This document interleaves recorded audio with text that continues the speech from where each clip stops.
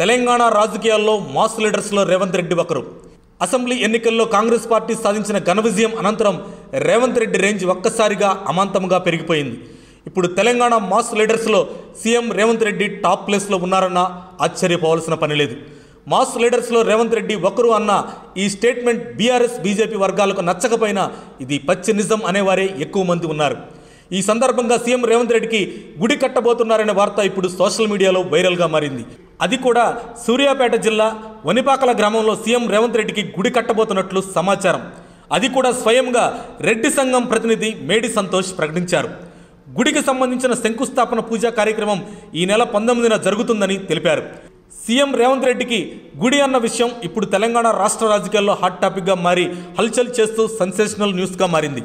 నిజం చెప్పాలంటే సినిమా వాళ్లకు, బ్రతికున్న నేతలకు, తల్లిదండ్రులకు గుర్తుగా గుడి కట్టే సంస్కృతి మనం ఎక్కువగా తమిళనాడు రాష్ట్రంలో చూస్తూ ఉంటాం. కానీ ఇటీవల కాలంలో తెలుగు రాష్ట్రాల్లో మనిషికి గుడి కట్టే సంస్కృతి ప్రారంభమైనట్లు కనిపిస్తుంది.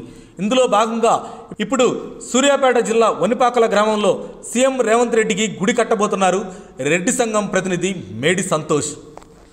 మరిన్ని అప్డేట్స్ కోసం మా కాయ్ టీవీని సబ్స్క్రైబ్ చేసుకోండి.